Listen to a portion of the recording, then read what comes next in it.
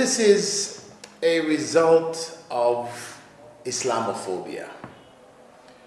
It's been building up for a number of years now. The Runnymede report, which was done in the UK back in the 90s, identified this as a real phenomenon, not just something made up by Muslims. Yes, there is this fear of Muslims, which is being stirred up, fed on, disseminated all around the world. And the report identified the main two sources as one, the media, and two, the politicians. The media want to sell papers, want to find viewers for the television or listeners for the radio. And plain news doesn't sell papers or attract viewers. So it should be spiced up. How do you spice it up? You identify a common enemy, one who is behind everything that goes wrong. So you point the finger at him, and we are the visible enemy now. Before us were the communists of Russia and China and Vietnam, elsewhere. They were the targets. Today, after Russia and China have become capitalist countries, in fact, they're no longer viable scapegoats. So now comes the Muslims. The politicians, of course, they benefit from being able to divert people's attention from economic woes and problems within the country to another source. So it's very convenient for them to point the finger, whether it's in France or whether it's in the US, wherever, to point the finger at Muslims. They're the ones causing all the problems. So they don't have to do their job.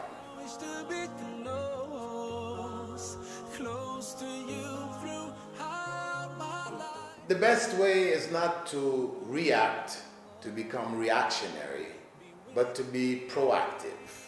Meaning we don't wait until something happens, they can point the finger, blame us, etc. We need to get involved into the media so that we present our own image, our own narrative of who we are and what our religion teaches us, etc.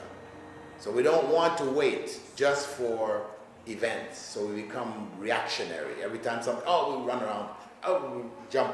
No, we should be continuously involved in whether it's the political circles or it's the media circles, putting articles in the newspaper, online, video presentations, news reports, etc. We should be actively engaged in creating our own explanation and clarification before events take place. So people will say, well, yeah, I heard that's not really what they're about, that's not what they're talking about, etc.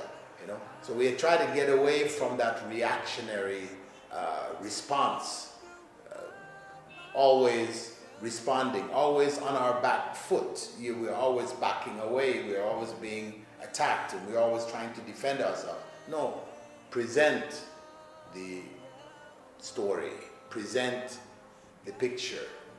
We should be as much as possible in control of the media and the political opportunities that are available globally to present the case of Islam. Close to you throughout my life, ya Allah. We have so many verses in the Quran where Allah mentions that the Prophet ﷺ was called a magician, he was called a poet, he was called a madman. All kinds of descriptions were given to him and to what he was conveying.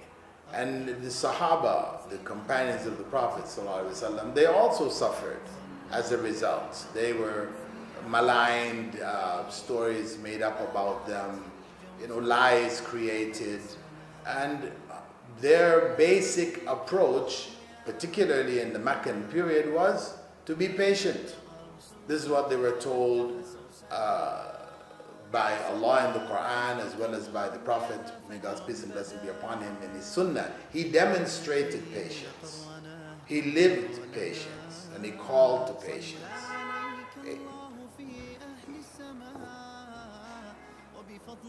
He could have reacted, he could have instructed his followers to fight back or to speak back, etc. But he didn't. He didn't do that. He told them to be patient.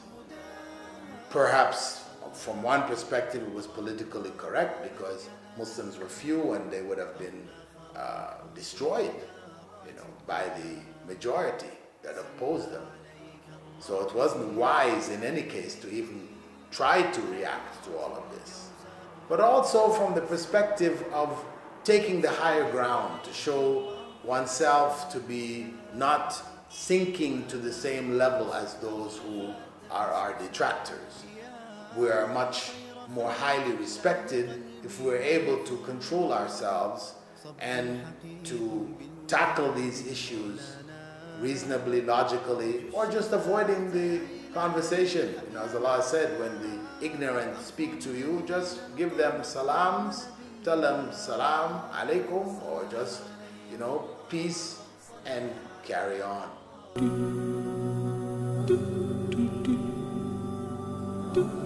Alhamdulillah, making use of the technology which is available today is essential. Muslims should not be backwards, should not be out of the loop, out of the picture, dealing with only written things when there's television, there's internet and all these other means of communication. We should be using all of the means that are available to us of current technology in mass communications. And also, our approach should be non-confrontational. We shouldn't be, turning it into heated arguments. Of course, some programs like to have that, everybody at everybody else's throat. But this is not our way of communication. We want people to learn, to understand. It's not a matter of just pushing our view and crowding out everybody else. So it should be a comfortable, friendly, exchange of ideas. People can hear the message, in a good way, in a way which is pleasant and acceptable and reasonable. And of course, we have to base our content, whatever we're sharing with the people, has to be from the Quran and the Sunnah, because if we're trying to clarify Islam, where else are we going to get Islam from? It's going to come from the Quran and the Sunnah. Naturally, it's my duty. Islamically, Allah told us in the Quran, ta'awanu 'alal birri wat taqwa, that we should collaborate with each other in righteousness and God consciousness. So whatever promotes righteousness, we should be a part of. So naturally, myself as the Chancellor of Islamic Online University would be ready to put all of our resources to help in making this effort successful.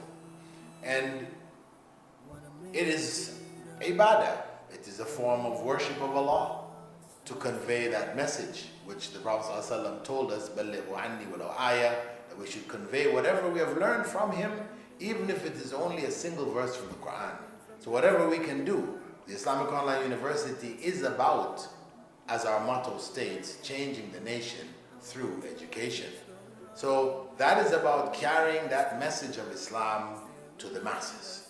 So we are engaged, this is our way, through educational institutions, through programs, courses, etc., Islamizing the material that we are conveying. This is our way of contributing.